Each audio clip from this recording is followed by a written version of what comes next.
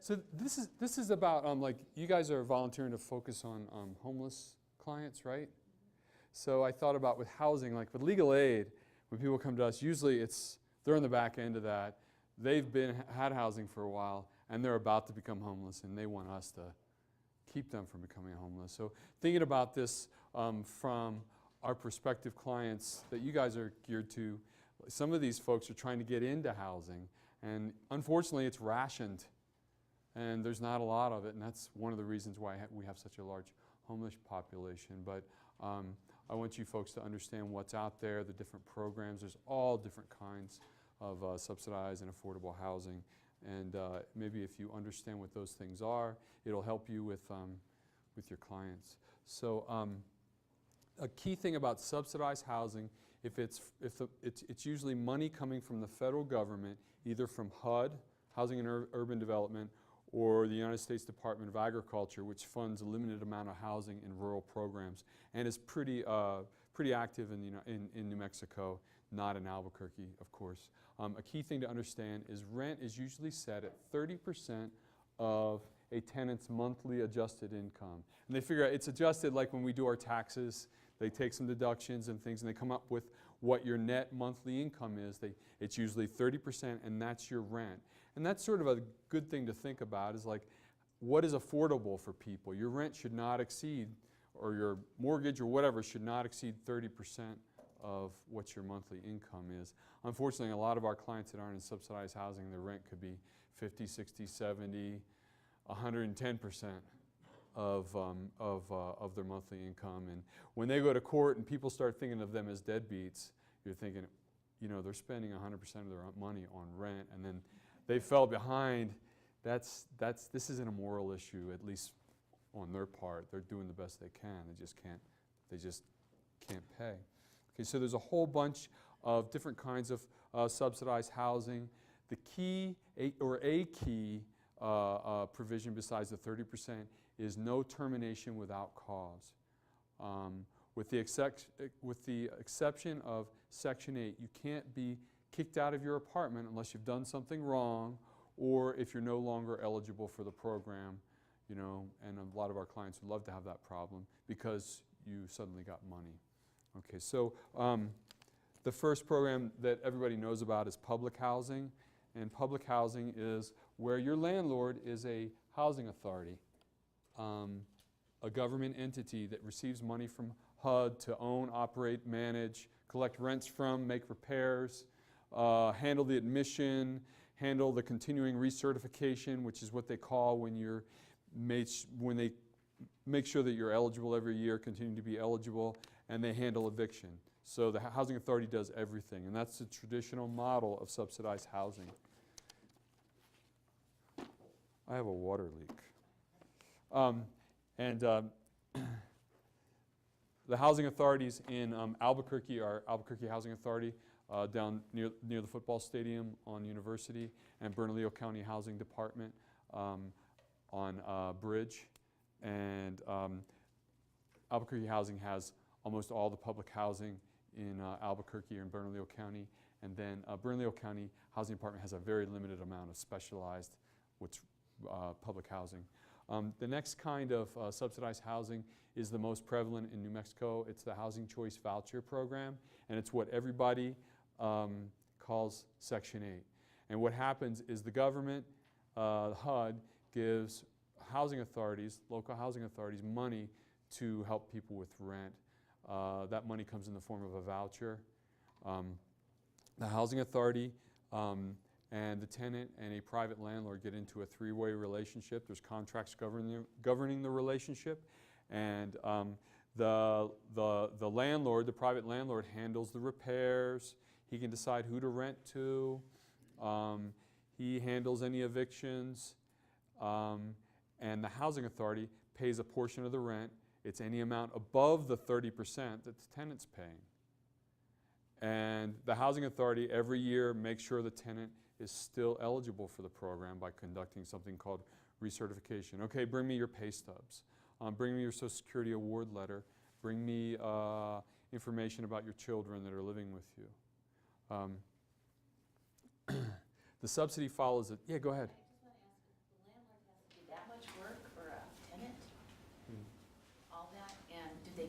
extra, anything from HUD to do that? They don't. The landlord doesn't have to do that work. The housing authority does that work. Yeah. Yeah. So all the landlord does is the same thing he does for any other tenant, except 70% of the rent is coming from somebody with great credit, the government, by direct deposit. So in that respect, it's a great deal. Okay, because if your tenant, if you have a tenant on someone who's homeless or formerly homeless or at risk of homelessness, typically they're on SSI, which is a little over $700 a month. So 30% of a $700 after the deductions and whatever is like $200. So they're paying $200 for that home for them and their kids, and maybe the monthly rent is $1,000. So landlord's getting $800 guaranteed. So if the tenant doesn't pay $200, his $200, well, it's bad, but it ain't too bad. And again, the housing authority does all that work. So it can be a good deal for the landlords. The subsidy follows the tenant. So the tenant, after the lease is up, can say, I want to live somewhere else, I want to rent somewhere else, and can give proper notice and leave. They apply for a new place, and as long as the housing authority approves it, they live there. Now, that is the reason why this is the one big HUD program that's not subject to the good cause eviction requirement. In public housing, as long as you're eligible, as long as the program has funding, you have a lease for life. The housing authority can't get rid of you except for cause. With Section 8, the landlord can get rid of you, and the theory is, well, you can rent somewhere else. The public housing authority, if they get rid of you, you're out on the streets. That subsidy goes with the building. But with Section 8, the subsidy goes with the tenant, and he can take it somewhere else, to a different house. And even if he decides to move to Poughkeepsie, he can take it with him to New York State and find the housing authority there, and they call that porting. You can take your voucher elsewhere. And the other thing about housing choice voucher is it was meant to sort of concentrate poverty. Theoretically, you can rent anywhere and use your voucher in the Northeast Heights and live next to the more well-heeled, and we deconcentrate poverty. In reality, a lot of the choices for the Section 8 tenants are limited to not as nice areas, but it's better. A next big program in Albuquerque is project-based rental assistance, and that's also a Section 8 program. Just because that's the section of the law that it comes under, but we don't typically think of it in common nomenclature as Section 8. It's where HUD gives money to a private developer or private building owner to rent to low-income landlords. And there's, I don't know how many, but like a dozen of different kinds of programs. Some of them take the form of low-interest loans.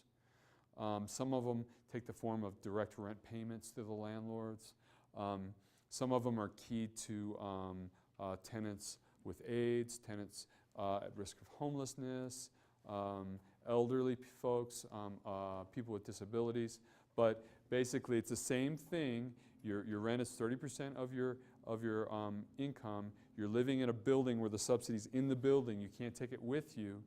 But your landlord is not a housing authority. It's a private owner, and that owner does everything. They do the recertification. They make sure you're still eligible for HUD funding. They handle applications, and they handle evictions. Yeah? I find myself wondering whether, well, in particular with public housing, definitely not with the voucher system, but I'm wondering whether there's any obligation if you have somebody in a public housing project that's good forever, right? Is there any responsibility for the landlord, the government, I guess, to relocate people? Or in other words, if you're not terminating a lease or getting rid of somebody for cause, but your building burns down, or 3 of the units are declared inhabitable, is there a responsibility to find housing for those people? There is, but I've never had the case and I don't know the rules. because luckily in Albuquerque, or at least since I've been at Legal Aid, no buildings have burned down. But they have rules on displacement. They have rules on, you know, I think it's tough for them to get rid of units. And I know with the project-based funding, also they have this good cause eviction requirement because the person can't take their voucher. There's something called an enhanced voucher where the person gets a sort of a housing choice Section 8 voucher if the building leaves the project-based Section 8 program. Again, I've never had that case, so I don't know what the rules are. We have problems where we have tenants coming to us who are getting evicted from project-based rent assistance. Sometimes the landlords are not very sympathetic. Their staff might not be very sophisticated because they don't make any money and they don't attract very good staff. And these folks need to stay, and we feel like they're getting the shaft. But and we have to fight to let them stay because they have nothing else, and there's no other housing for them. And if they lose their project-based rent assistance, if they move out, they've got nothing. It's much easier to defend a Section 8 voucher person because the ultimate result is usually they just move out into the relationship with a private landlord and take their voucher to another landlord. And they kind of get a divorce from the landlord, but they have that subsidy that follows them. And those are cases where we really can help.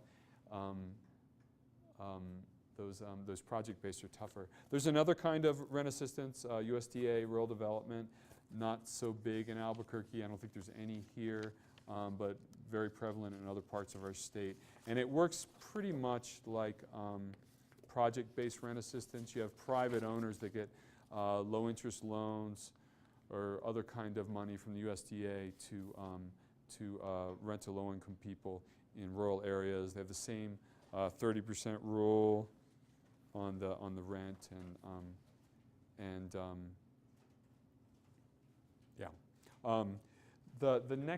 the second biggest program in Albuquerque is low-income housing tax credit. Oh, I skipped HUD-VASH. HUD-VASH is a voucher. It's pretty much like a Section 8 voucher with more flexible rules when tenants screw up, and it's focused on veterans in need of supportive housing. They might have been at risk of homelessness. They often have mental health issues that make them hard to house. They often have backgrounds that make them ineligible for regular HUD programs. Well, HUD-VASH issues these folks Section 8 vouchers, and they can overlook criminal backgrounds that might otherwise disqualify them from housing. Generally, when you're evicted from subsidized housing, you're ineligible for future subsidized housing for a certain number of years, usually 5 years, and VASH can overlook that. And you apply at the VA, and once you're made eligible, the VA sends it over to Albuquerque Housing Authority or Bernalillo County Housing Department or wherever the housing authority is in your neighborhood, and they administer the voucher just like they would Section 8. And usually it's tied in with some case management from the VA. There's other kinds of supportive housing, and they are usually through grants from HUD to private agencies. And we can think of Healthcare for the Homeless, Supportive Housing Coalition in New Mexico, St. Martin's, a lot of these agencies, Transitional Living Services, I believe it's called, TLS, and a lot of other these programs throughout the state that they're private agencies that administer housing vouchers. They work sort of like a Section 8 voucher, but there's much more flexibility for when the tenant makes a mistake, and they usually are tied into case management. Any questions? Yeah. Public housing area, do they actually have inspectors that go out and really inspect these places?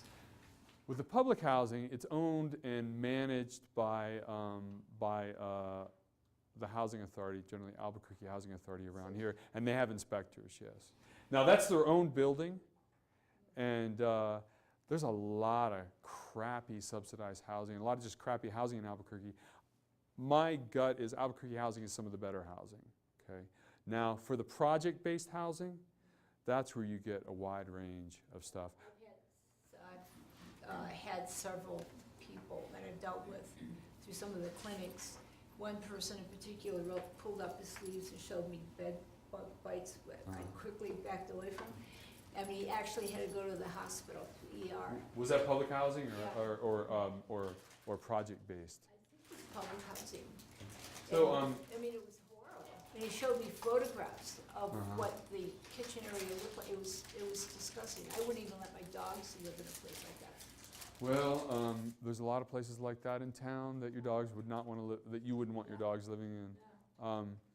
And bed bugs, that's another issue. So, I think mostly we just kind of chosen to ignore it. We meaning society, not legal aid. The next kind of prevalent housing is low-income housing tax credit, and that is not HUD. That is the IRS, and the IRS awards tax credits to private developers to build or renovate buildings. And what happens is the credits go through the Mortgage Finance Authority, which handles, I think, most of the HUD money in New Mexico, except for money going to the housing authorities for Section 8 and public housing. And developers place bids, and MFA selects the developers and awards the tax credits. The developers then sell the credits to rich people who can use the credits, and the proceeds of the sales they use to build their building or renovate their building. The buildings must be kept for low-income housing for generally 30 years, but the developer gets his credits in 10 years. So after the 11th year, they might start thinking, why am I still renting to the low-income tenants? But it's a little different from HUD and USDA housing in that the rents aren't fixed to the tenant's income. The tenants just have to qualify as low income or very low income. I think there also might be a middle income, but I'm not sure. And if they qualify for that low of an income, then they get a set rate. And I don't remember what the exact rents are in low-income housing tax credits communities around Albuquerque, but it's generally like there's a $200-ish rent, and there might be a $400-ish rent or something for a single one-bedroom apartment.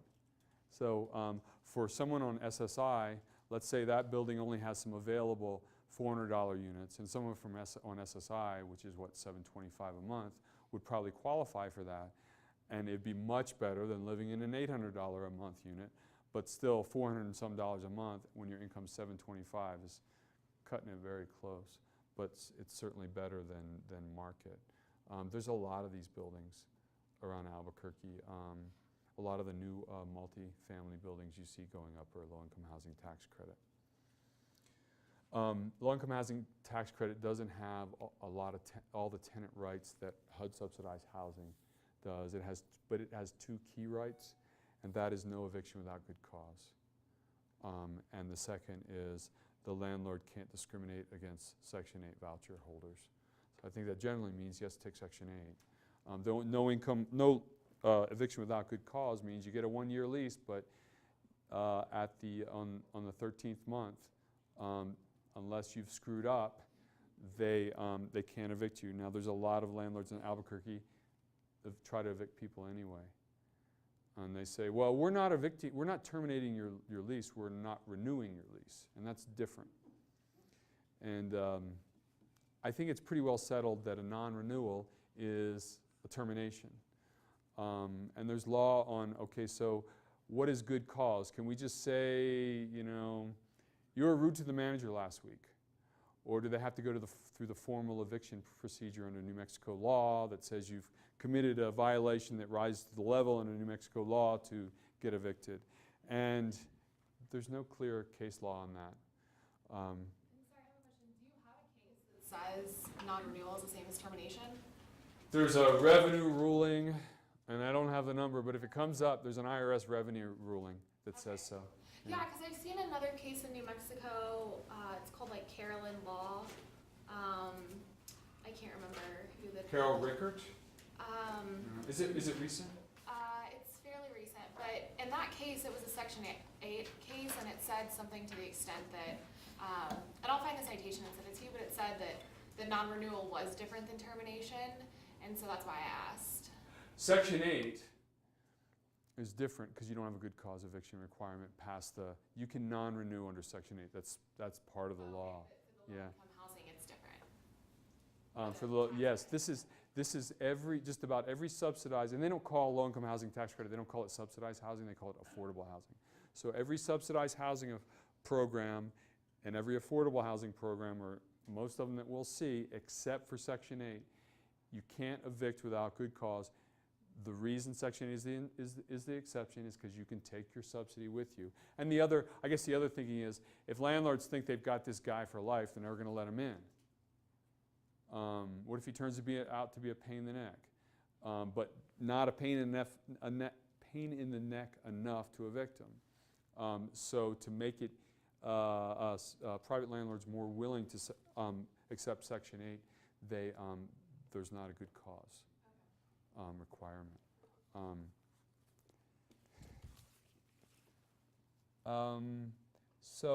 The next thing I want to talk about is common issues that we face with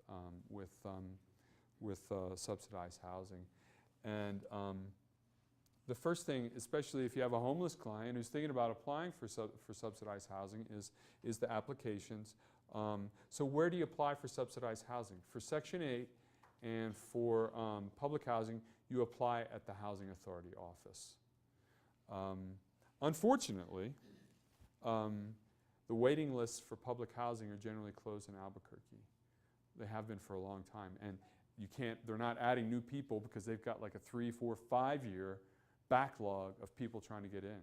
I just heard that Silver City has 3, 4, and 5 bedroom units available, little or no waiting list. So if you have someone with ties to Silver City and they need housing and they have no money and they want to move, that's the place. I think T or C might be the same way. It's a short waiting list, but that's not the rule. Albuquerque is just, there's nothing there.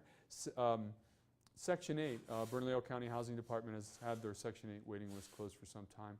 Albuquerque Housing has decided to get away from waiting lists because waiting lists require a lot of administration. Who's first, who's second, who's third. There's things called preferences where you bump people up because they're a veteran, they're disabled, stuff like that, DV victim. And so what they did this time is when they felt that their waiting list, they'd gotten through their waiting list, they created a lottery. And they had I think it was a 1-month window that just closed where you could just sign up.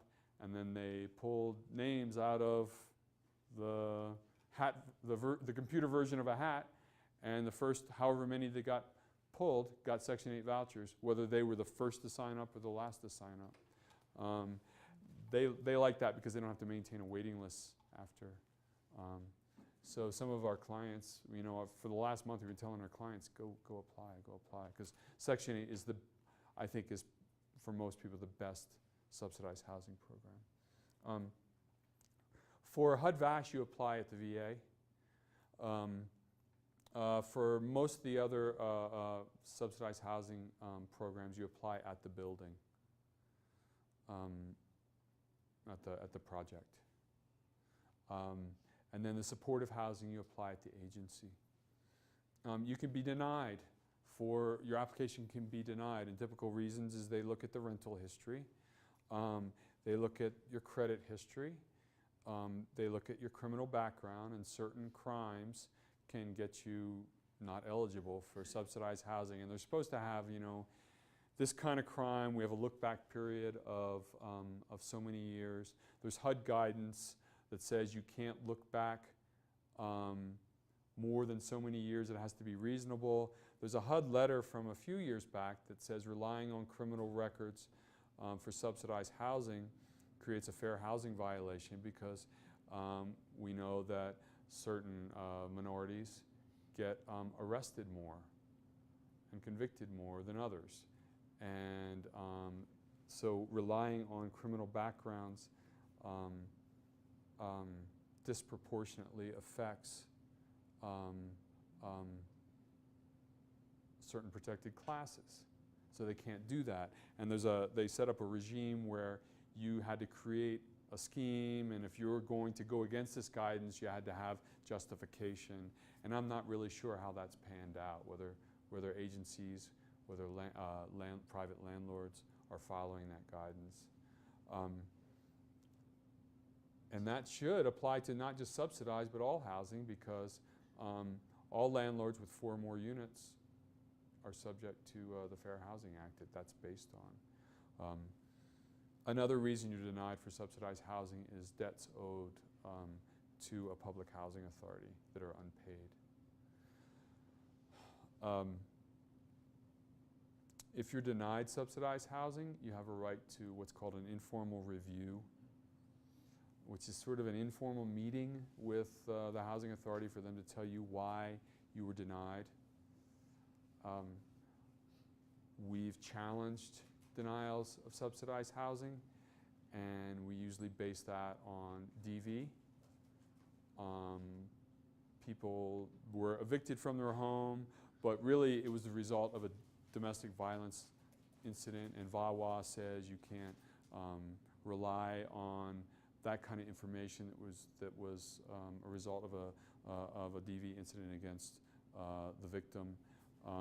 We also look at fair housing issues. That happened, but it was because of the person's disability, and you link up the eviction or the event to disability, and say you need a reasonable, we were asking for a reasonable accommodation for my client's disability so that this person can get admitted to the housing. Another is accuracy of the records.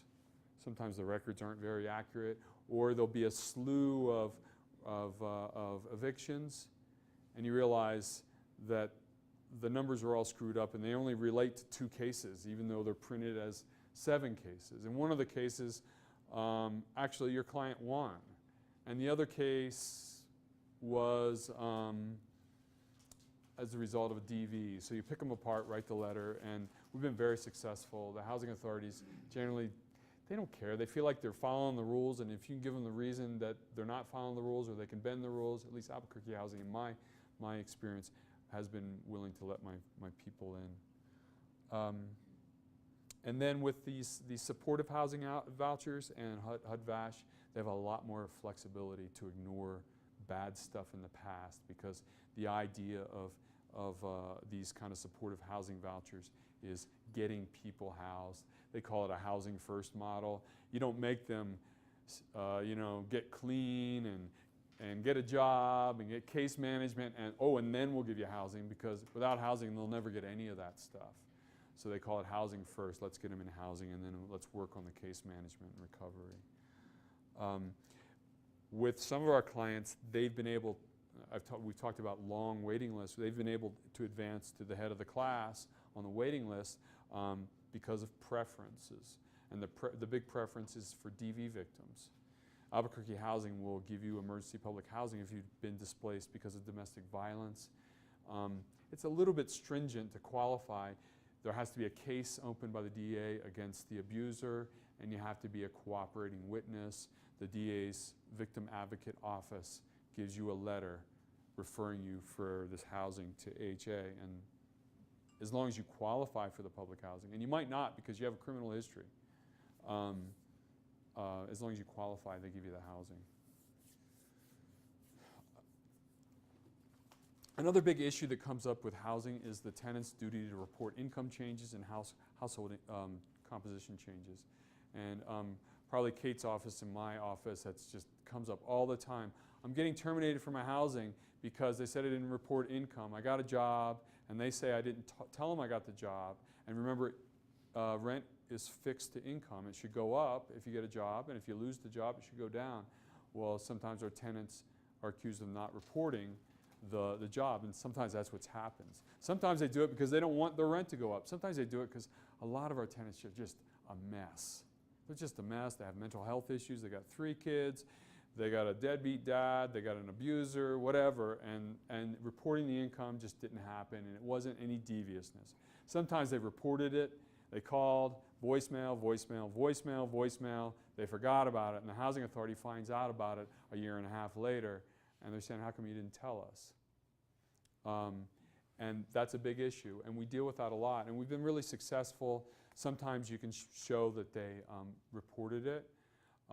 Sometimes even if they didn't report it, you can set up a payment plan to pay the rent that should have been paid during that time had they timely reported it. If they reported it and the housing authority didn't do anything, it's not the tenant's problem, they don't owe anything. But if they fail to report it, then the tenant generally has to pay back the housing authority. The housing authority wants the money in 15 days or in a couple months, and our clients can't do that, and we fight over the payment plan.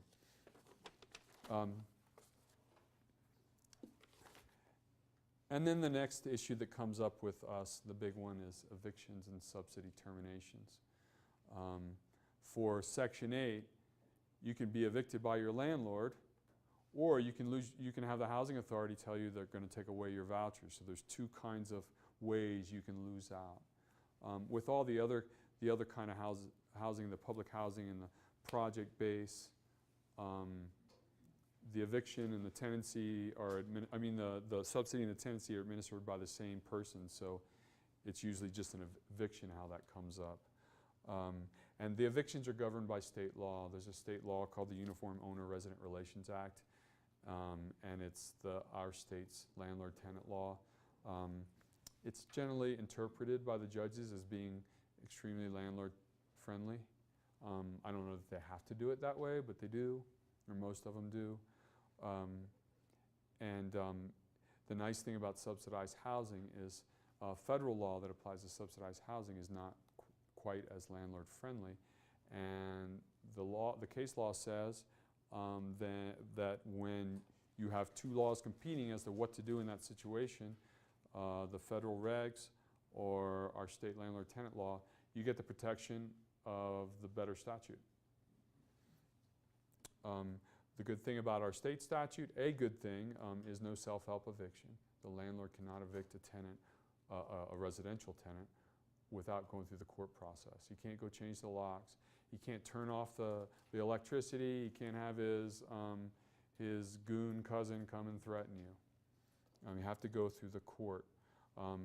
Eviction in New Mexico requires first written notice to the tenant of what they've done wrong. And in most cases, it's a curable notice. They give a certain very short amount of time to fix the problem. If it's rent, they get 3 days to pay what's owed. If it's most non-rent issues, they get 7 days to fix the problem. You've been letting the trash accumulate on the porch. That's a lease violation. So you got 7 days to fix that problem. Or you got drunk and got in an argument with your buddy and woke up all the neighbors. Well, don't have any more disturbances for the next 7 days. Things like that. You didn't pay your utilities and they were shut off. Get your utilities fixed in 7 days. A couple of serious violations. Generally, they're felonies committed on the premises. It's not curable. You have 3 days to get out. All these things, the landlord is supposed to wait till the final day, and then the day after the final day, he can file in court to evict you. If he files before the final day or on the final day, the case is supposed to get dismissed without prejudice. He has to go refile anew. Now, not all judges follow that rule, but that is the law. There's a Supreme Court case, Dickens v. Hall, that says that's how it has to be done. Judges are pretty landlord-friendly in Albuquerque, but with subsidized housing, sometimes they feel like they have discretion to bend the rules to keep the tenants in housing, because they know if they get evicted, they're going to lose their subsidy, or they could lose their subsidy, and they could also be blackballed from the programs for 5 years. So often the judges will bend the rules, but that depends on whether the judge even knows there's a subsidy involved. It depends on whether the tenant makes it to court on time. It depends on a lot of stuff, and it doesn't always work that way. There's good case law. One case is City of Albuquerque versus Brooks that says tenants in subsidized housing, the judges have equitable authority or discretion to give a payment plan on unpaid rent. And there's another case that kind of followed up and applied that issue to Section 8 housing. Brooks was public housing. and that case is Cerna versus Gutierrez, and that was a Court of Appeals case. So we talked about the two sets of laws you get to pick from with subsidized housing evictions. The federal law for HUD is, the good stuff is contained at 24 CFR, and it's a very, very long title, but has all the federal housing law. And it gives generally longer periods for written notices. So a landlord has to comply with both the state and the federal notice periods. It gives the tenant due process rights to the subsidy, and that's really, really important. So there's a Supreme Court case that we learned in law school, Goldberg versus CLE, that says you have to have due process before your public benefits are taken away. And I think that was like a food stamps or a welfare case, but there's lower court cases that apply that to federal housing subsidies, and certainly the regulations apply it. So for public housing in Section 8, that means a tenant has a right to what's called an informal hearing with the housing authority before their voucher is taken away. And they get to keep the subsidy until the hearing takes place and a decision's made. They have a right to look at their file. They have a right to bring counsel to the hearing, though they don't have the right to free counsel. Those are really, really good things. The housing authorities, generally it's a housing authority employee that acts as the hearing officer. They might be well-meaning, they're usually not very sophisticated, and often they make mistakes. They don't follow the rules. And if you go to the informal hearing, you might win for your client. And if you lose, you have a right to appeal by way of petition for writ of certiorari to the district court. And they're on the record things. Those are fun cases. Another way to attack a termination letter like that is to file an action under a termination is to file an action under Section 1983. So you sort of have two avenues of appeal.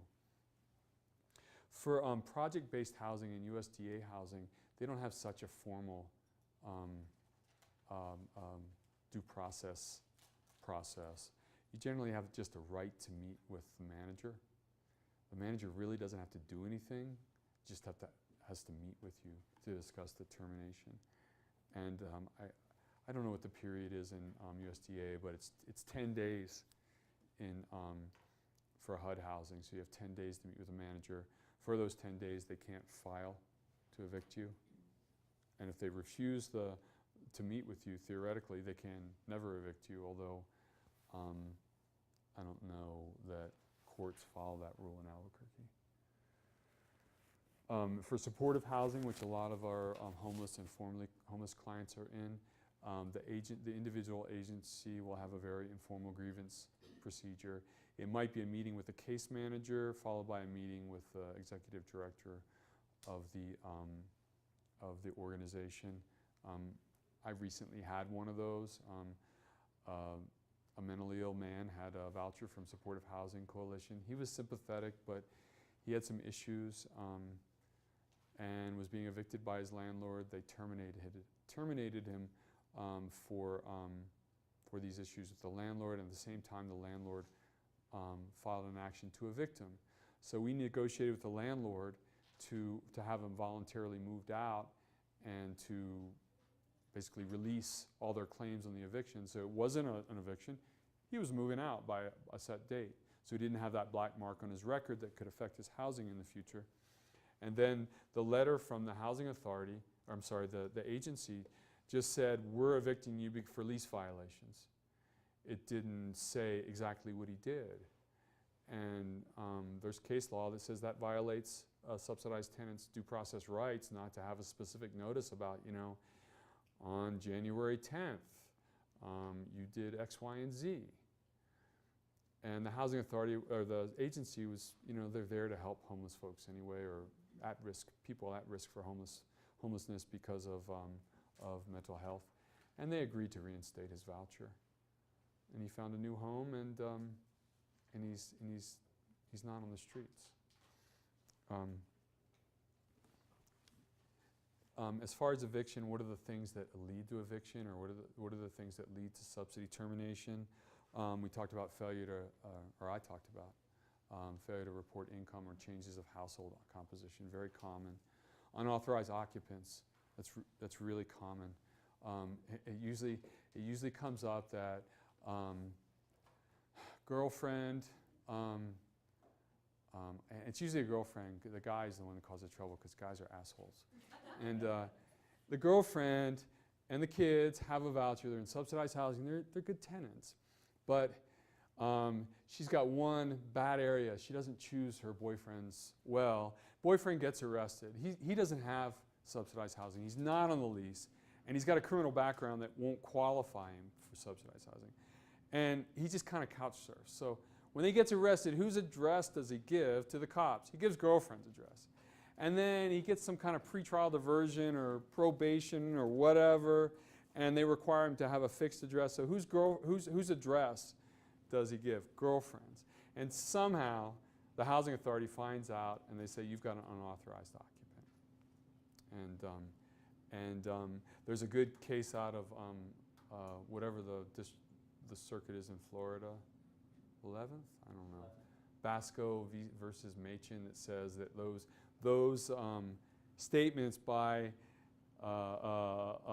boyfriends to the cops about where they live is unreliable, and it would violate due process for housing authorities to rely on that to terminate.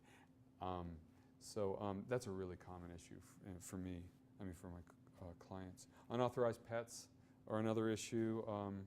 Not completing annual recertification. In most subsidized housing programs and in low-income housing tax credit, you have to meet with the housing authority or the landlord, whichever applies, and tell them your income, your household composition, give them copies of your paycheck stubs, and they set your income, your rent for the next year. And sometimes tenants miss those, and sometimes it's the housing authority's fault, sometimes it's the tenant's fault, sometimes it's a little of both. Housekeeping issues. We have clients who don't keep good houses. They're not clean. We have hoarders. I've had a lot of hoarder clients, and those are tough cases. We usually try to negotiate something where they can clean up their apartment, which usually doesn't work, but sometimes does. Disturbances. Drug-related criminal activity, violent crime, and non-payment. And with subsidized housing and non-payment, first we try to figure out whether they really owe the money. We try to pare down the amount of money they owe, because often, especially with private landlords, they overcharge. They assess late fees that they're not allowed to assess. So we try to get the minimum amount, and then we try to negotiate a payment plan. They want it now. We always ask for 10% of the tenant's monthly income until the we say if their monthly income is $1,000, we want them to pay $100 a month till it's paid down. There's a HUD letter that is good support for that, although it's not necessarily mandatory. And then we negotiate something. Often the judges, if we're in court, will cooperate with us on that. But it depends on the judge, depends on the client. Interest charged on the late payments? What's that? Is interest charged on the late payments? Can it be? I don't think so. I never thought about it. Nobody does. I guess you can't. What you can charge is a late fee. And the late fee must be written in the lease. It must be no more than 10% of the monthly rent. And I believe it's specific. If it's subsidized, it's the total monthly rent, not the tenant's portion. If you're going to charge a late fee, notice must be given by the end of the following month. So if my rent's late for February, the landlord has to give me written notice by March 31st that he's going to charge a late fee for February, or else he's waived it. Most leases are written in New Mexico so that basically you can charge late fees on late fees. They'll say that the landlord, when he gets his payment, he can apply to whatever he wants, and then and usually what they'll say is, okay, you can pay me your rent, but actually I'm gonna take $60 of what you're paying and apply it to that late fee, which means you still owe me $60, and so I'm gonna assess a late fee on that. In subsidized housing, that is illegal. There's tons of law on that. There's several HUD letters that say that's not illegal because, well, if somebody has that issue, I can explain it to you. I can send you I can send you a form letter. So you can't charge late fees on late fees in subsidized housing. You can't charge late fees on utilities in subsidized housing. You can't charge late fees on anything but rent in subsidized housing. And the landlord can't get around that requirement by, or that prohibition by fancy lease wording. But they still do it. So the only reason people get called out on it is if we get involved. And judges don't know this. So it's just us.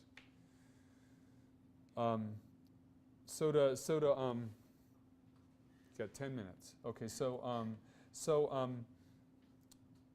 to evict somebody, we talked about you wait till the end of the notice period, the landlord waits till the end of the notice period. He files an action in court. You can file it in magistrate or metropolitan court, depending on the county, or in district court. Most landlords, almost all landlords, file in, at least in Albuquerque, in metro court. The hearing is set in 7 to 10 days by statute. The law, I think, is pretty strong that 7 to 10 days is 7 to 10 business days, but I think it's interpreted by most people as 7 to 10 calendar days. And the law seems to allow just one single 7-day continuance for good cause. If the tenant loses and the judge evicts them, he evicts them by what's called a writ of restitution. Restitution is our fancy euphemism for eviction. And the restitution is supposed to be within 3 to 7 days. Again, that should be calendar days, business days, and I believe Sandoval County follows that as business days. Bernalillo County follows that as calendar days. Attorney fees and costs to the prevailing party. The courts in Bernalillo County, or Metro Court, automatically gives attorney fees to prevailing party, at least to prevailing landlords. There's a right of appeal. It's appeal on the record in Bernalillo County if it's from Metro Court. If it's in any other county, it's a de novo appeal to district court from magistrate court. The key thing with Bernalillo County is it's a court of record, meaning they make an audio recording of all civil trials, except that they don't. They only make it if you ask for it. It doesn't benefit landlords ever, almost ever, to ask for a recording because they don't like a right of appeal, because the right of appeal allows the tenant to pay and stay pending the appeal, and landlords don't want that. So they never ask for a recording. Our clients, the tenants, don't know to ask for a recording, even though there's vague language on the summons about it. Almost no Metro Court trials in a court of record, civil trials, almost none are recorded. The only ones that are recorded is when the tenant has a lawyer. And even then, if it's a lawyer who doesn't regularly practice in Metro Court, why would she think to ask for a recording? It's a court of record. So we know you affirmatively ask for a recording for every case you're in. And there's, we filed we're at the Supreme Court waiting for the Supreme Court to set oral argument and hopefully tell the Metro Court start recording every case. It violates New Mexican state constitutional right to one appeal, along with other things.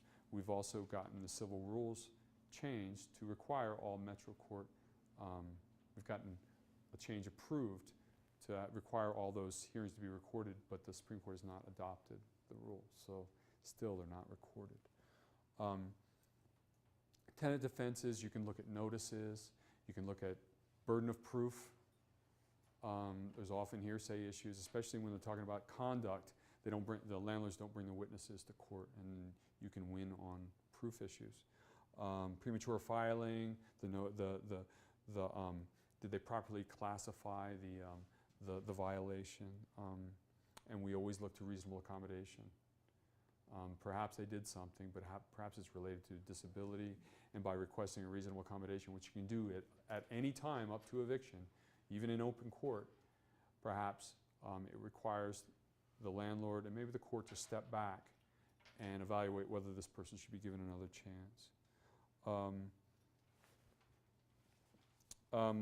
Sometimes it's our tenants who are alleging that they've been wronged by something the landlord does, and they have some remedies in the law. Generally, if it's an issue the landlord didn't make repairs, the tenant is required to give 7 days notice in writing, and after 7 days, if no repair is made, they have the option to move out and terminate the lease, or stay and pay 1/3 of the rent. They're not allowed to repair and deduct. The State Landlord-Tenant Act specifically says no repair and deduct. The landlord's not allowed to self-help evict. You can't change the locks. If the tenant does that, if the landlord does that, the tenant can file an affirmative action. They go to second floor of Metro Court and file what's called a tenant's action for possession. It's supposed to get a hearing in 3 to 5 days, and the court can order the landlord to restore possession. We've used that as the general pro se request for preliminary injunction by a tenant for anything that's an emergency. So maybe that the landlord, and it's kind of geared toward lockouts, but maybe the landlord just has not fixed the heat and it's January and the tenant and her kids are cold. We tell them to go file that tenant action for possession, so because it keys the clerk to schedule a hearing in 3 to 5 days. And none of our pro se, if it's a pro se person, can't put together a preliminary injunction motion, but they can file that one-page form. Some important timelines, deadlines. If it's a public housing agency taking away a voucher, there's a deadline to request an informal hearing. The housing authorities set their own deadlines, and it's usually in the termination letter. So make sure your client complies with that deadline. Sometimes the deadlines are too short, and maybe there's a due process issue in giving someone 5 days to request or 7 days to request a hearing when a notice of termination was regular mailed. But usually we just tell them, go request that hearing in writing at the housing authority and come see me and I'll see if I can represent you. If your client loses in Metro or Magistrate Court, they have a right of appeal. They get to pay and stay. The appeal is pretty short timeline. It's 15 days. It's kind of funny because in Bernalillo County, they're going to be evicted in 3 to 7 days. So if they want to appeal and pay and stay, they got to appeal really in that, whatever it is, 3 to 7 days, whatever the order says, so that it can stop the eviction. And then the last one I have on time deadline is that appeal from a Section 8 termination. An agency's administrative decision, you can appeal by way of petition for writ of cert to the district court, and that's a 30-day appeal deadline. Any questions? Call me. I'm sure Kate would take a call. And if you ever have a client with a housing issue, we're happy to talk with you. I brought a copy of our Landlord-Tenant Act, if anybody wants a copy. I carry it with me to court whenever I go on a landlord-tenant issue. There's lots of good stuff in there, and it might help you. I have my card. If you ever want to call me or anyone else at Legal Aid about a housing issue, we also handle what you've seen, benefits issues, domestic violence, consumer issues, foreclosure.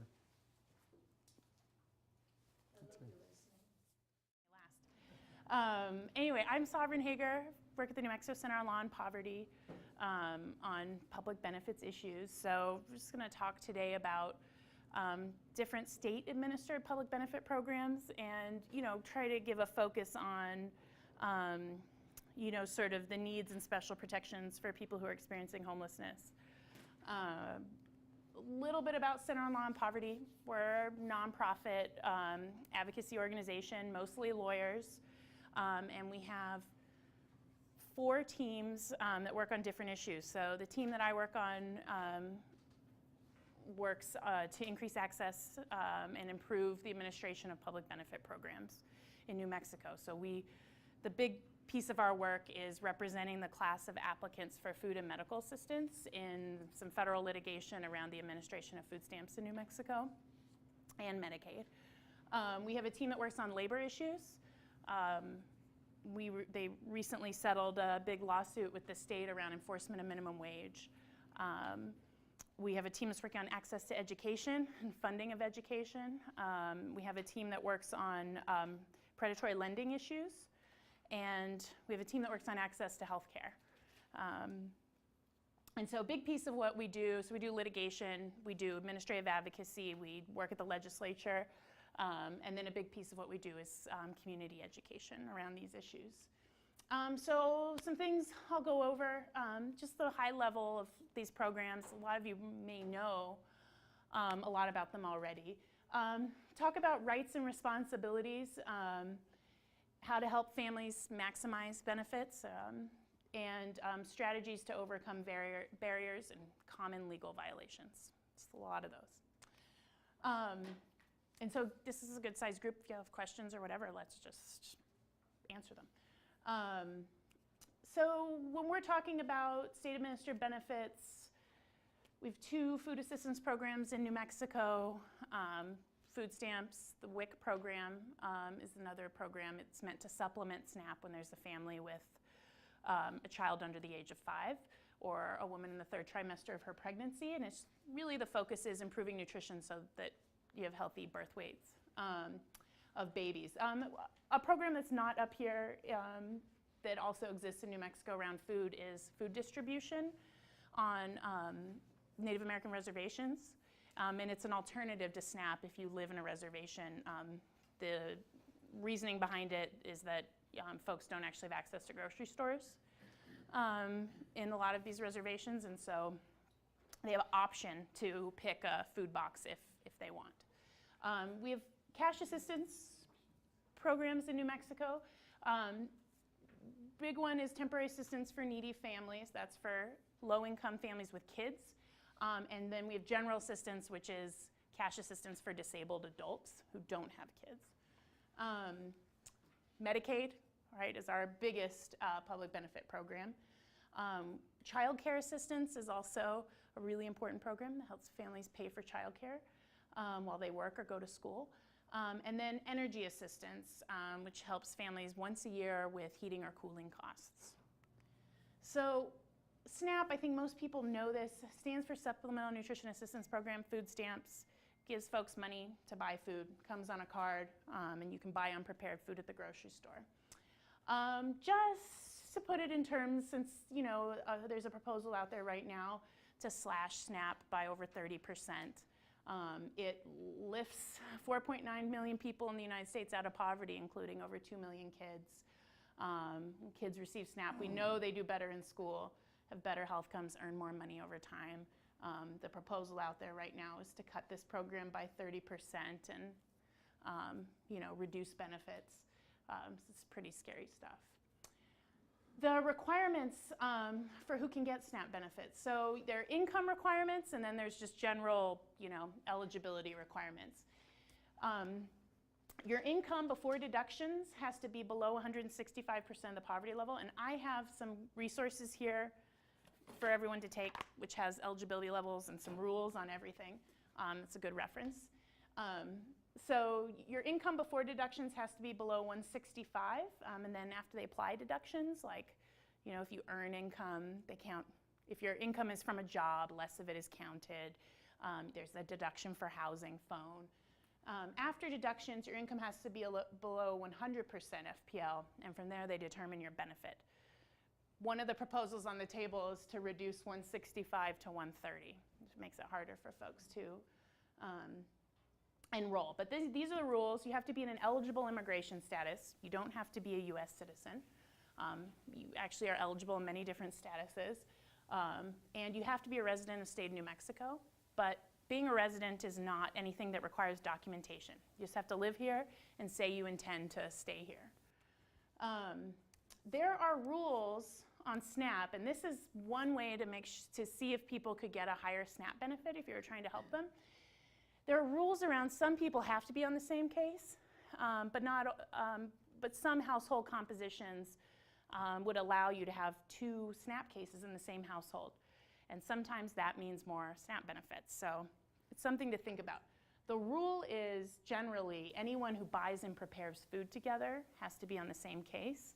And it could be different when there's a grandparent living in the household, for example. You could say they buy and prepare separately. That's reasonable. But always, custodial parents and their kids have to be on the same case, and spouses have to be on the same case.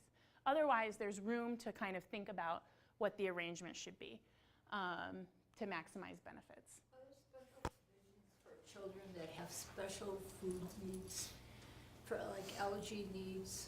It shouldn't be necessary because SNAP, you get the money on the card and you can buy whatever food you want. So if you, Well, I yeah. ask that because, like, if you have a problem with gluten, everything that you buy that's gluten-free or It's more is expensive. more expensive. No, I'm not aware of any arrangements there because of the costs. Yeah, I mean, yeah. there should be. I agree with you. Yeah, that's a problem. One issue that comes up frequently, and we see this a lot with folks in homeless shelters actually, is the parent leaves with the kid and the kid is still on a case with wherever the parent was leaving from, and they can't get the benefits switched to the current parent. And that's wrong. So the rule is, if custody is 50-50, the first parent to apply gets the kids on their case. That's just how it works. If you have more than 50% and you can document that, kids on your case. If custody changes, the state will need proof of that, but they have to change the case immediately. And there's a special rule if a family is in a homeless shelter. This usually happens with folks in domestic violence shelters where they're fleeing an abusive situation. The abuser still has the benefit card. That family gets another issuance right away. And it does mean the state has to give 2 issuances of SNAP in the same month, but that's the right of that family. And the only documentation they need is something maybe from the homeless shelter saying that they're staying there. Yes? Do you have to have proof of court-ordered custody? Never. So Never. you just say, we're sharing it, or I have it all, or whoever goes in. Only if you're saying more than 50%. Sorry. If it's more than 50, you have to show. They will want proof of that. But if it's 50-50, they shouldn't ask you for anything unless it's questionable.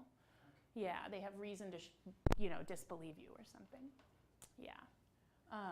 But what I meant to say is you don't have to show, which is what I thought you were asking, you don't have to show a protection order or something like that to get it changed. Something from the shelter is fine. Many non-citizens are eligible for SNAP, in particular kids. So there's a general rule for all benefit programs that was in our 1996 welfare law passed by Bill Clinton, that you have to be in 5 certain statuses that are called qualified for 5 years. Then you get benefits. And that's things like having a green card, being a refugee or asylee. There's a few more, I can't think of them off the top of my head. But anyway, there's 5, and the general rules, you have to be in those statuses for 5 years. But there's tons of exceptions, depending which program you're talking about.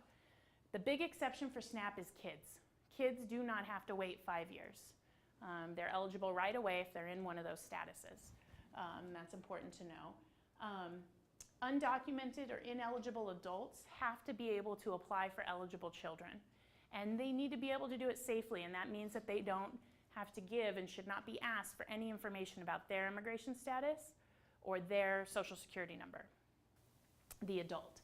And this is a big problem. In fact, right now we discovered that to activate that EBT card, the head of household has to provide a social security number, which is not okay, right, in these situations where you're just getting benefits for your kids. And we brought this to the state's attention, and they're going to put in a fix, but under no circumstances should anyone who's not getting benefits or not asking for benefits have to provide that information. If you're undocumented, does your office or does any of these offices report to immigration? So no. Are the immigration officers sitting outside of your office? You mean at the Income Support Division or Yeah. something?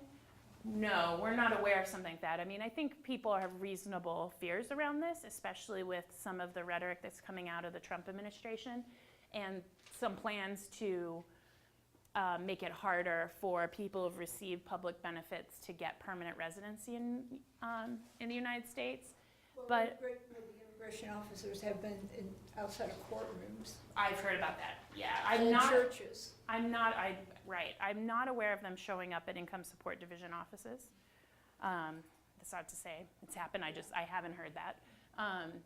What's important to know, though, is that there are really important rules that prevent the Income Support Division from reporting people. In Medicaid, it's never allowed. It actually violates privacy rights of the client, and the state could get in trouble. There are some really specific provisions of law that say you can report someone for getting SNAP and TANF if they're undocumented.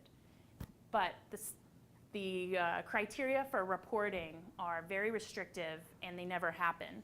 So you have to, one, know the person is undocumented, know that there's an order of deportation for that person. The order has to exist, and you have to know about it. And they have to be applying for benefits for themselves. And it's only for SNAP and TANF. That never happens. And especially the way the application is designed, it doesn't ask for enough information to get that. And it's in our state regulations that they're not allowed to do it otherwise, and it's a part of their training for the workers. But it's More on undocumented. sorry, If yeah. an adult comes in on undocumented for kids, they don't have birth certificates or any proof that they're children. And that does happen a lot. Mhm. You're not crossing the border with birth certificates Mhm. on, so. Well, if the kids are undocumented, the kids aren't going to be eligible for benefits, because you're only eligible if you're in certain immigration status. You have to be in an eligible status. So undocumented kids are not eligible for SNAP. Yeah, there's one, I'll get to what those kids are eligible for, which is a very small number of programs. Yeah. The real important piece on SNAP, for folks, especially folks who are experiencing homelessness, is expedited SNAP. And that gets you benefits within 7 days as a right, based on what you write on the application. No proof, no interview or anything. And basically it's because, people can't wait to eat if they're an emergency need. So if you have less than $150 a month in monthly income, less than $100 in the bank, they have to give you benefits within 7 days. Or if your housing costs exceed your income, which often happens for folks living in motels, you get benefits within 7 days, and certain farm workers are eligible as well. And that means you turn in your application, they screen it for these criteria. If this exists, you're immediately approved, and then for 1 month, and then the rest of the application is processed. Do you have a question? Oh, okay. Yeah, and so on the back end, they do an interview and ask for proof of your income, but you get it up front. It's really important, and this is the piece that the state here was changing. So in order to get around the 7-day requirement, the state was adding income into case files to make it look like folks weren't eligible. So people need to know that this is their right, so that if they don't get benefits within 7 days, they appeal. So some key things to keep in mind. Folks, so one of the things that comes up sometimes if workers aren't doing things right is that someone says they're homeless and the state says, oh, you have no housing costs. Therefore, you qualify for less benefits. That's not right. There's actually an automatic shelter deduction if you're experiencing homelessness. So know about that. There is a right. Now, New Mexico gives the card over the counter to anyone who's experiencing homelessness or anyone who is eligible for expedited SNAP. You can wait for it in the mail. It will come in the mail. It's supposed to get to you so you can get benefits within 7 days, but sometimes, you don't have a good address or whatever. You have a right to ask for it and get it over the counter. You don't have to have a permanent physical address.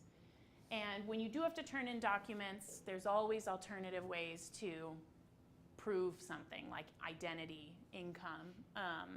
And so anytime they tell you there's only one way, that's wrong. So keep that in mind. Just some general legal requirements. The state has an obligation to encourage applications by law, the expedited SNAP rule. An interview is required.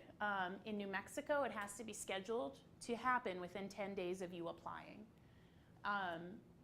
Any written notices have to explain what you have to turn in. And the state has to offer assistance in helping you get documents. And then finally, your full approval or denial has to happen within 30 days of applying. If that doesn't happen, you would appeal, right? Once you're approved, you have to get the longest approval period possible for your circumstances. And the important thing to remember is that if you're elderly or disabled, you get a 2-year period of eligibility on SNAP. And that's, I mean, if you're on the case by yourself or if everyone in your household has that situation, you get 2 years. Almost everyone else gets 12 months. But I would say most of the clients, that I've encountered working at Albuquerque Healthcare for the Homeless, for example, when I'm working with folks, everybody should be getting a 24-month certification period. We talked about WIC a little bit. This is important because an undocumented mother in her 3rd trimester of pregnancy can get WIC because it goes to the baby. And it allows, helps with the purchase of certain staple foods that are related to nutrition. It has roughly, honestly, the same eligibility criteria as SNAP. Most of the folks who are eligible for SNAP are eligible for WIC. And it goes to kids, if you have kids 5 and under, you can get WIC. So it's administered through the New Mexico Department of Health, not through the Human Services Department where SNAP is administered. Important program. The other thing to remember is school breakfasts and lunches, which are available to all kids who are eligible regardless of immigration status. We all know that SNAP benefits, don't meet the need. 1/3 of SNAP participants still go to food pantries because their benefits run out. Most run out by the 2nd or 3rd week of the month. And then we can't use SNAP, right, to buy diapers, clothing, or pay for housing. So we have to look to other programs. LIHEAP is the program I mentioned earlier. Yes? I was just wondering what the biggest hurdle is for the people at like the Homeless Coalition in terms of getting SNAP? Like what do they find most difficult? I think the thing that folks run into the most is verifying things. So verifying identity can be hard if folks have lost all their documents. And you don't have to verify identity by a document for benefits. You actually can have someone write a letter saying you are who you say you are. People who know you, there are alternative ways. They're written into our state regulations, but I think it's verification. I mean, for things like that, verifying identity. Most folks don't have income. So then it's getting the interview done on the back end if you don't have a phone, because those interviews take place on the phone. So the thing folks can do is, if they go into the office, stay until it's all done. And you can't be turned away. You have a right to be seen the day you go in. Yes? So, is someone eligible for all 3 of these food programs simultaneously? Yes. The only one that you're not eligible for both is SNAP and the food distribution on Indian reservations, which I don't have a slide on that program, but which and I don't know where y'all will be helping folks, so this might not be an issue, but you have to choose one or the other. But otherwise, yes, you get all of them. And in fact, being on SNAP makes you automatically eligible for free and reduced lunch in school. Yeah. So the low-income home energy assistance program helps folks with emergency situations or just situations where they can't pay their bill for heating or cooling. As long as there's one eligible immigrant in the household, doesn't matter if there's other undocumented people in the home, the whole house, right, gets the benefits. The problem is you only get it once a year. So, it's there once a year, but it doesn't meet the need for help on this issue. But it's a good one to remember. So move on to cash assistance. TANF, Temporary Assistance for Needy Families, it's called New Mexico Works here, is what a lot of people think of as welfare. So it used to be called Aid for Needy Families program. After 1996, that program changed. It became TANF. and it provides cash assistance to people with kids. You have to be extremely low income to get this kind of help. In fact, the benefit has only gone down since the program was created in 1996. So not only can you spend less, but the actual benefits have been reduced. So it's a tough, families are trying to access this program are really in a desperate situation. To be eligible, there's a gross income test, so your gross income has to be below 85% of federal poverty. And then they apply deductions, and then your monthly income has to be below the standard of need for your household size. So if you're a single mom, your monthly net income has to be below $304 a month. If you get $100 or $200 a month, let's say $200 a month in unemployment or something, the mom, she would only qualify for $104 a month. So that's how this program works. It's limited to, you're only allowed to get these benefits for 5 years in your lifetime, but there are exceptions to that, right, in hardship situations. If you're experiencing homelessness, that should count as a hardship, even if you've maxed out your 5 years. And there are work requirements for adults who are on this program. However, there are really important exceptions for people that, have barriers. They can't just go do work hours. Maybe they need to take care of something else, a medical condition, having a kid under 1. I would say even things like, I don't even have an ID. Like, they should require you to take actions related to your situation before assigning you out to go mow golf courses or something like that. We're concerned about this program. There's a lot of barriers. The monthly benefit is almost 8% less in nominal terms than it was in 2011. That's because it was cut by the department. And participation has dropped by 40% since 2011. And that's not because we have reduced poverty here. It's because people are kicked off because the department changed the way they administer these work requirements. And the requirements are not helping people find jobs. So who can get TANF? It goes to a woman in her 3rd trimester, even if she doesn't have other kids, could get it, or any adult with dependent kids. You have to be a U.S. citizen or eligible immigrant, state resident, can't be getting TANF in another state, and an asset limit. But assets are not an issue with this program, honestly. There's a requirement that you have less than $2,000 in liquid assets, but those are well depleted before folks are turning to TANF. There are some real important rules around who has to be on the same case. Kids under 17 or kids who are in school and 18 and younger have to be on the same case with their natural adopted or step parents, always. Can't get benefits just for the kids unless you're an undocumented immigrant or an ineligible immigrant. You could get these benefits just for your children.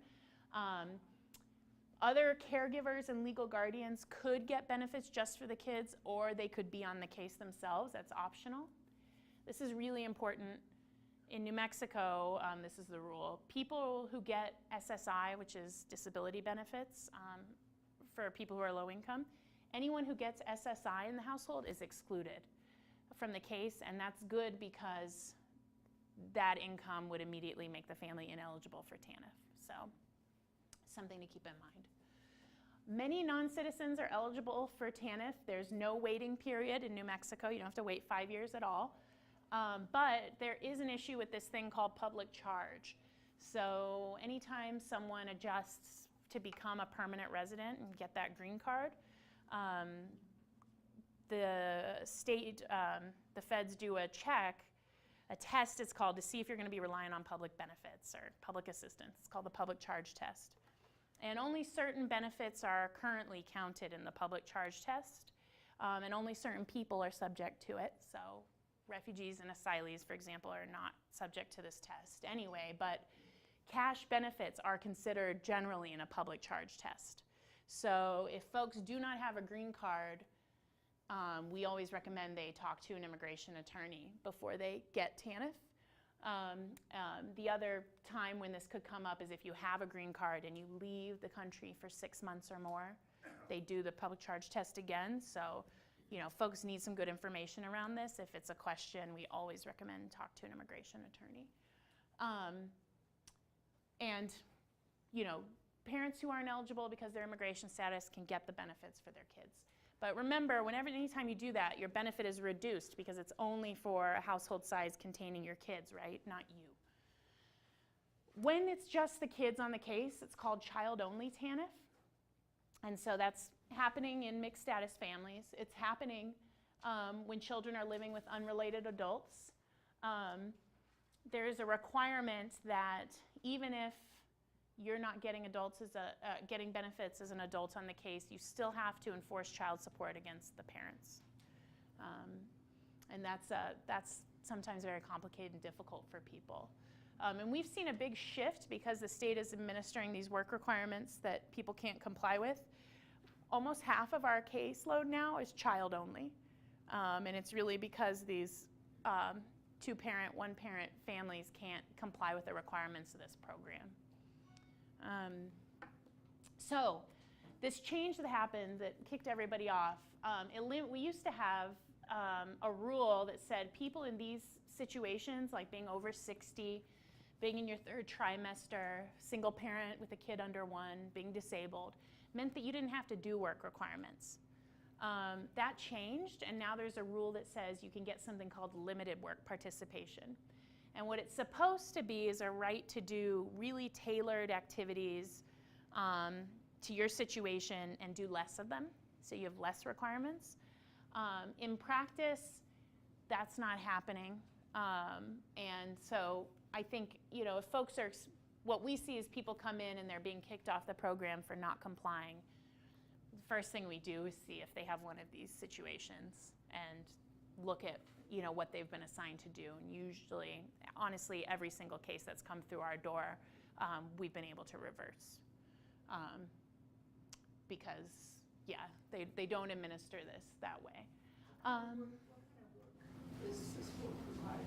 So the federal government requires that work activities be considered in certain core areas.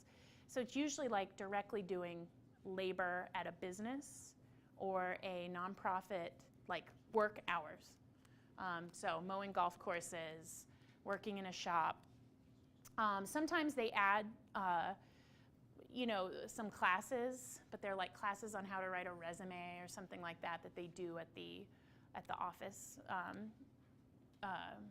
So that's what it usually looks like. And it's a problem for people who are actually trying to find jobs. Having to do those activities takes time. Yes? Unpaid? Oh, yeah. I mean, they would say that the TANF benefits are your payment. Yeah.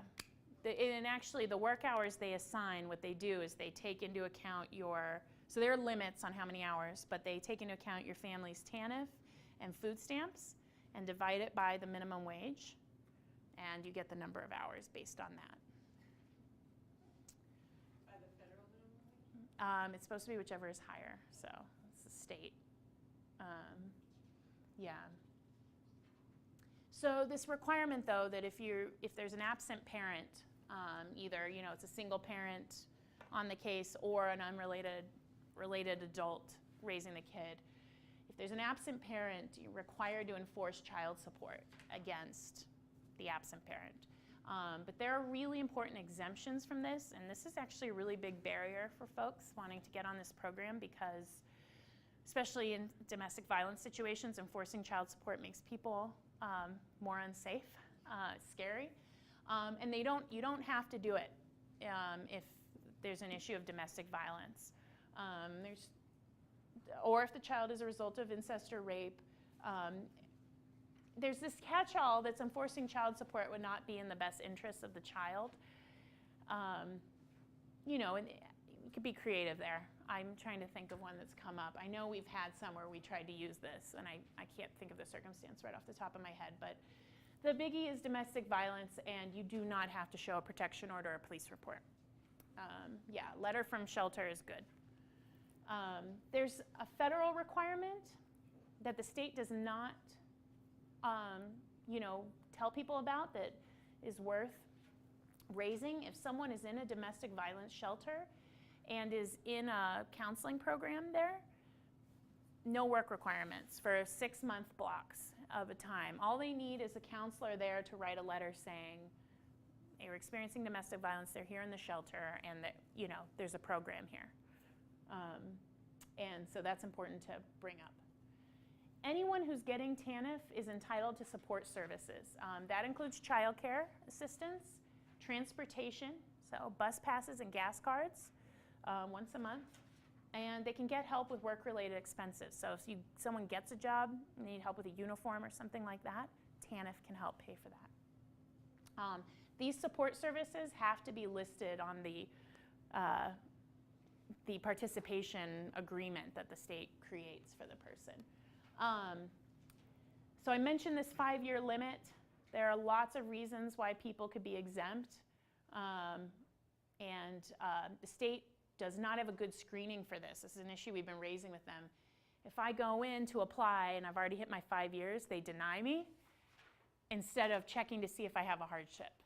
So you have to affirmatively ask and raise this. They won't screen you for it. It's important. So I want to move now to the cash assistance for disabled adults. This is a really important program that a lot of people experiencing homelessness use because it's specifically for single adults with disabilities. So it's state funded. You have to be disabled or elderly, and it's mostly people who are waiting to get approved for Social Security disability benefits. And there's a requirement that you pursue that. I don't know if I have another slide. So the application, you have to prove that you're disabled.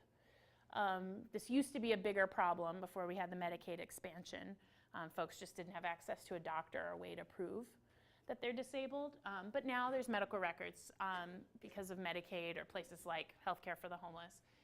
So when folks apply, they sign medical releases, and it's the state's obligation to collect your records and approve or deny you. But if folks need help, it's always helpful if they can get a letter from their doctor, right, to push this through. It takes 90 days, or 90 days is the limit for processing these. It takes 90 days usually. And there's a requirement that you pursue a Social Security benefit application to keep getting GA, and you renew it once a year. It's a very small benefit amount. It's analogous to the TANF one-person benefit. So the other piece, the other assistance program that's really important is childcare assistance. It's different. It's administered through CYFD, not through the other programs, which is sometimes pretty hard for families. They have to go to a bunch of different places. But it makes payments to childcare providers based on your income, and you as a family will have some kind of a copay. It's available for kids 6 weeks to 13 years. The parents have to be working or in school. And right now, eligibility is capped for people with incomes below 150% federal poverty. The child has to be a U.S. citizen or qualified immigrant. The immigration status of the parent is irrelevant. So, yes. You mentioned in school, so does that count if people get like student loans? That counts against their 150% of federal poverty levels? Yeah, yes, it's considered unearned income, but it's like what you receive after you pay out your tuition. It would be like whatever is your personal disbursement. Yeah. Yep, but yes, it counts.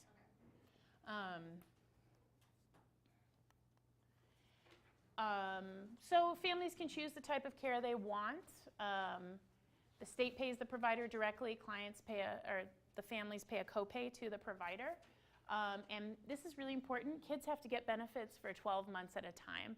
The state used to call people in to redo contracts. It was really hard for people who are working to keep going back in and redoing these contracts. But now it's law that you keep them for 12 months, so that's really important. And there's a requirement in the law that the application process can't interfere with the parent's work. So that's important. It's estimated right now by CYFD themselves that only 1/3 of eligible families are using this program. So it's an issue. All right, Medicaid. So almost 900,000 people in New Mexico access Medicaid. And the eligibility levels are generally, for most adults, it's around 138% of federal poverty. That's $2,300 a month for a family of 3. Kids are eligible at a much higher income level, and that's important, especially kids under 5. They're eligible up to 300% federal poverty.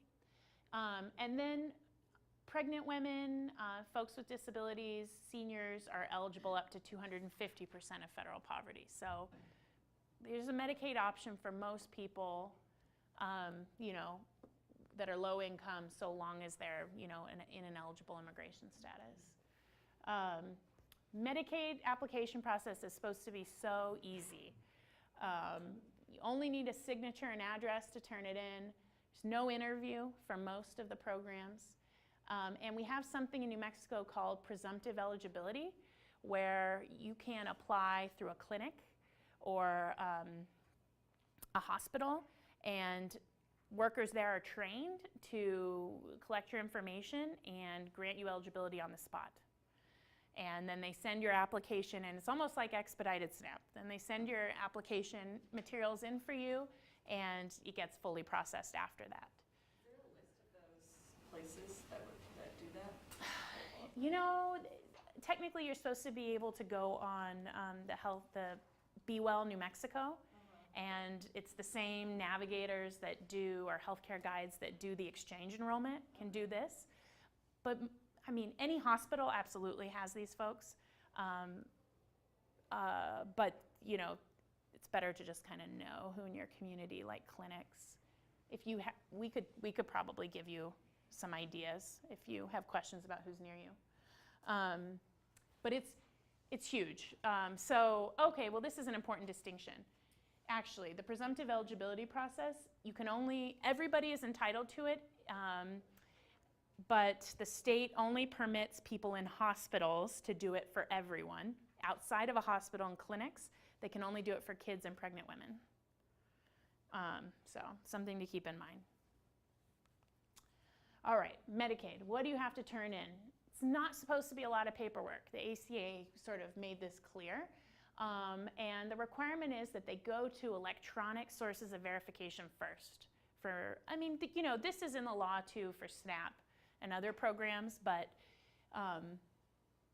for Medicaid, they're much more lenient on what they can accept.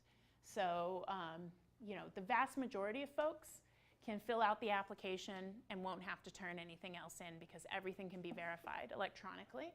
And then once you're on, they will automatically renew you. So it's been a lot of good innovations in this program. So when you apply, you're entitled to an eligibility decision within 45 days. You have to get eligibility for at least 12 months once you're approved. And this is a really big deal. Kids born to mothers on Medicaid have to be added to the case within 3 days of the hospital notifying HSD of the birth. No application is required.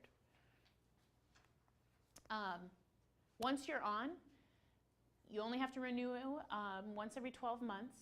The state has to try to electronically renew your application, and that means just checking the wage data they can electronically.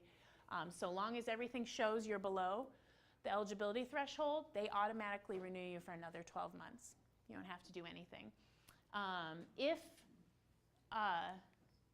If they can't automatically renew you, they send you a pre-populated form. All you have to do is sign it and send it back, unless you have a change to report, but it's very simple.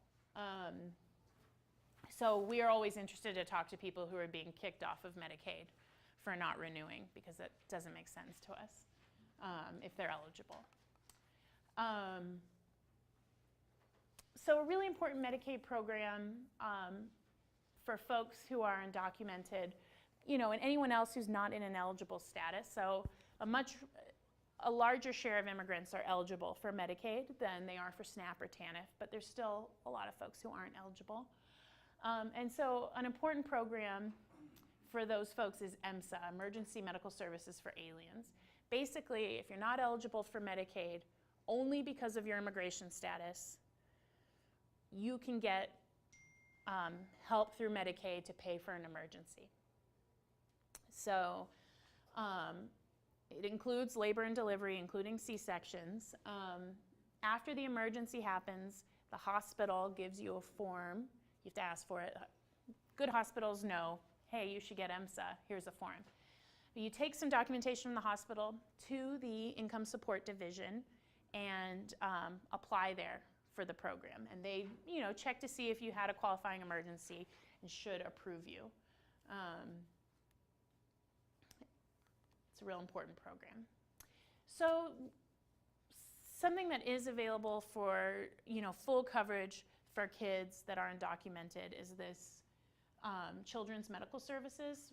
Kids with really severe conditions or chronic illnesses can get full medical care through this program.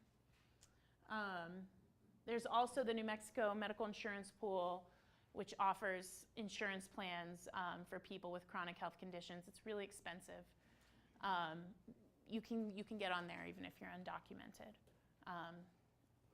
It's something not comprehensive. So one thing I would just like to point out to people, through the ACA, we have more options, right? If you can't get health insurance through Medicaid and your employer doesn't give you health insurance, you can go on the exchange and buy coverage. And if you're low income, you can get help. And so I just want people to know that if you are lawfully residing in the United States, meaning you have a status, you're not undocumented, you have a status. I guess you're not undocumented and you're not a DACA beneficiary, right? The Dreamers who granted deferred action for childhood arrival based on the Obama policy. If you're not those two things, but you have a lawful status, and you have income that makes you eligible for Medicaid, but you can't get it because you're not in the right status for Medicaid, you can go on the exchange and your monthly contribution to your premium has to be less than 2% of your income. So we've seen really low income families get plans for like $10 a month, $5 a month. If they're lawfully residing immigrants who just can't get full Medicaid because they don't have a green card or whatever. For everybody else, you get help. You get help with insurance premiums from the feds with incomes up to 400% of the federal poverty limit. So it's an important healthcare option for people who have some income and for a reason can't get Medicaid. In accessing these programs, there's just really important rights that we are raising frequently, I think are good for people to remember. The big one is notices. Anything that denies or terminates benefits, and honestly, even anything that sets a benefit amount, has to be individualized and detailed. So if you're denied, it has to say why. It has to say what the reason is and give you enough information that you would know if you wanted to appeal or not. It has to give a number for free legal services and explain your appeal rights. Your decisions have to be on time. If they're not, people should immediately appeal. And they have to tell people in writing about things they have to turn in. They can't just tell them off the cuff in the office. Language access, super important. Written materials, right, have to be provided in appropriate languages based on demographic data. Right now it's English and Spanish. There's some federal law that for food stamps that is going to require the Human Services Department to translate a lot of their SNAP applications. They haven't done it yet. So for now it's in Spanish and English. Everyone's entitled to an interpreter when visiting these offices and should ask for one. So some of the big barriers we see and that folks may hear about, verifying income. Lots of people have income that's paid in cash or checks where they don't receive pay stubs. The big one we've seen the state try to verify is panhandling income. I'm totally serious. And you can't verify that. So what they have to take in that situation is someone's self-attestation if they're going to count it. The thing that the state loves to ask people when you say that I have no income, how are you getting by? So they try to pressure you to give some information. My mom gave me $50 or whatever, and they will enter that into your case file. So we always encourage people to say, I'm not getting by. That's why I'm here.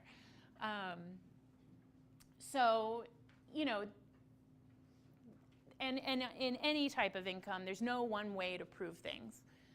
And the important alternatives that the state has to offer by law are a collateral contact, which is like calling somebody who knows you about your circumstances. So it could be an employer, if that's what you want. It could be a social worker. It could be someone who works at a shelter to verify income. It is illegal to verify a negative statement. If you're saying, I don't have a job, I don't have income, that you cannot require anyone to write you a statement that says, yes, this person is unemployed.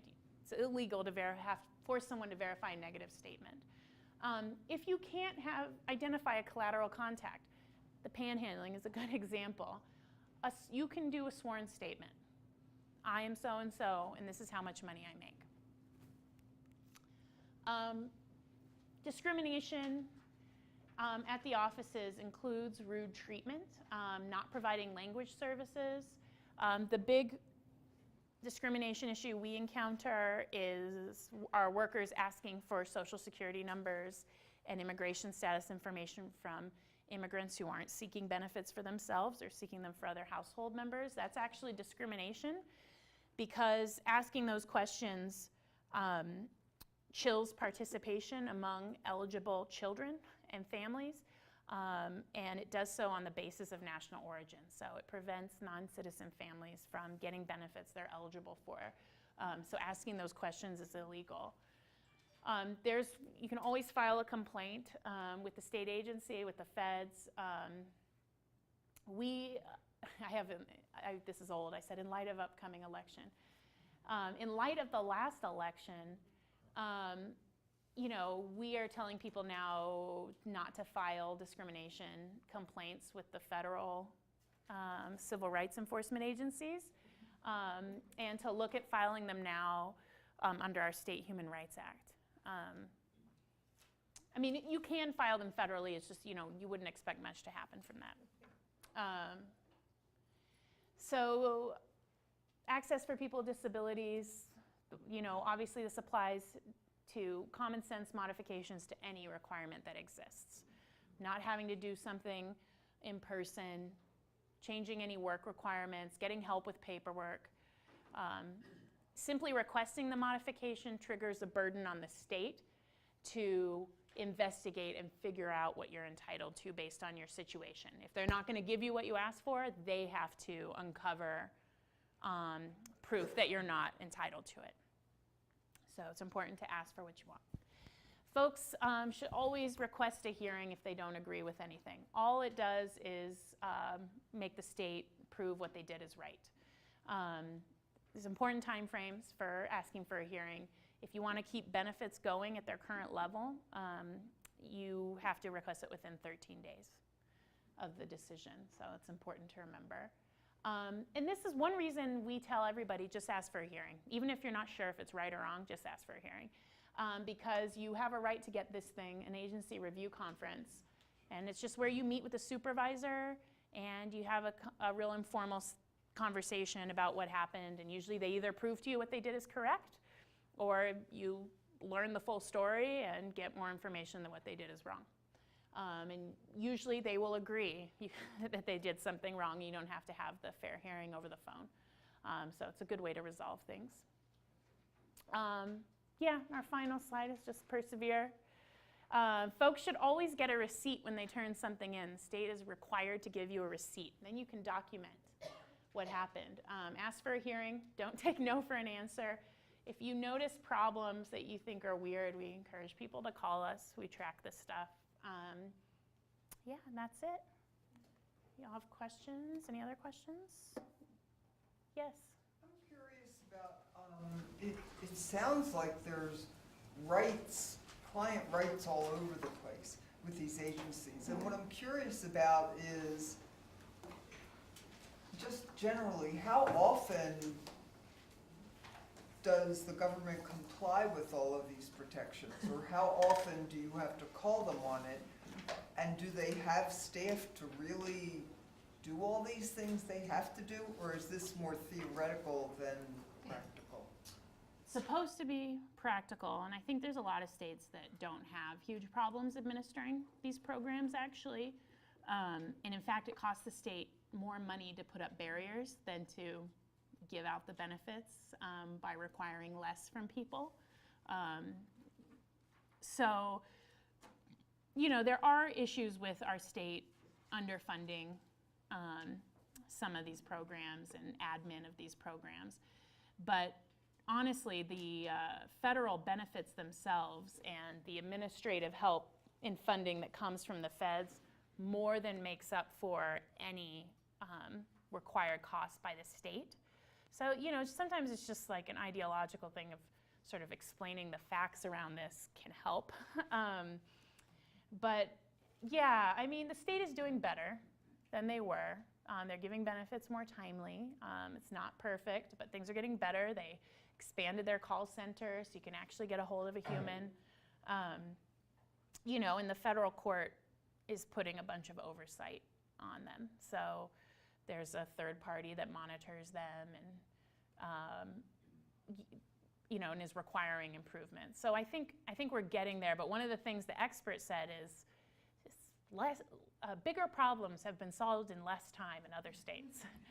So yeah, I think there's no reason why a state can't fix this stuff.